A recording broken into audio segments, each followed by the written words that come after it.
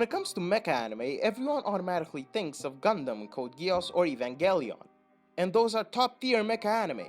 But a few days ago, I decided to give Aldnoah.Zero a try. And I have to say that it's taken me on a really beautiful ride.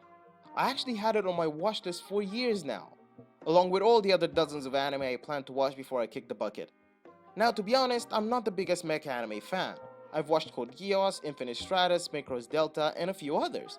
But besides Code Geass and Macross Delta, which I consider top tier by the way, I haven't found any mecha anime that would really make me crave more mecha or make my love for mecha blossom.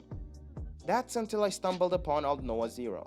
If you were to ask me what's so different about this anime or what makes it stand above all the other mecha anime, trust me, I wouldn't know what to say.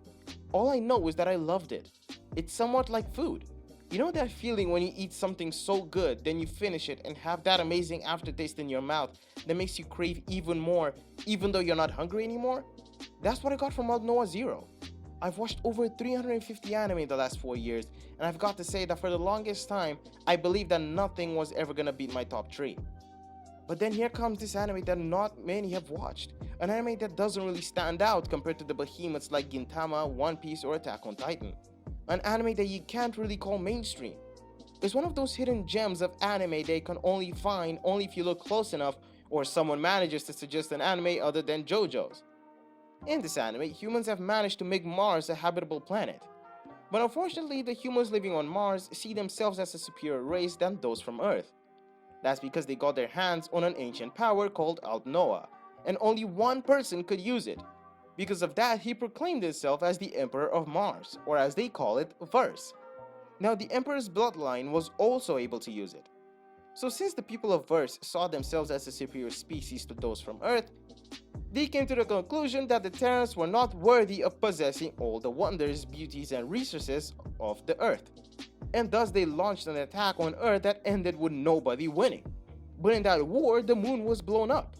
Yep, the moon.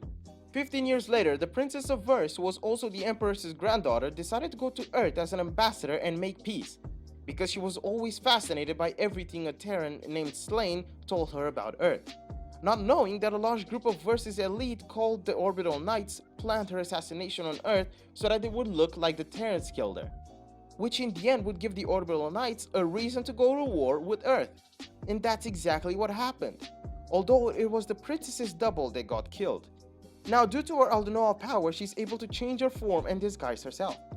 Now, a boy by the name of Kaisuga Inaho finds her and helps her evacuate with the rest of the city because war broke out. But even though I say war, it was all pretty one-sided. Because even though the Terrans had advanced their technology since the last war, their mechas were still much weaker than the Martians.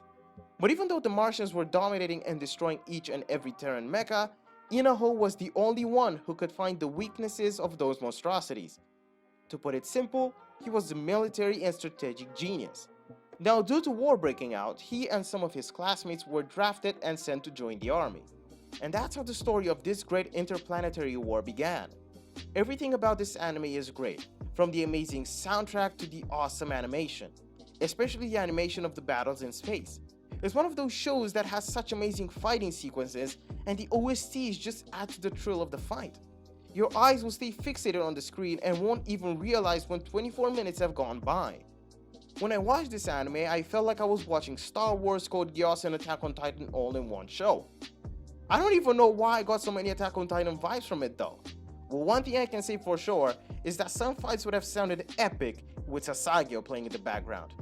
So if you haven't got the chance to watch this anime yet, then I suggest you do so, because it's one of those shows you really don't want to ignore.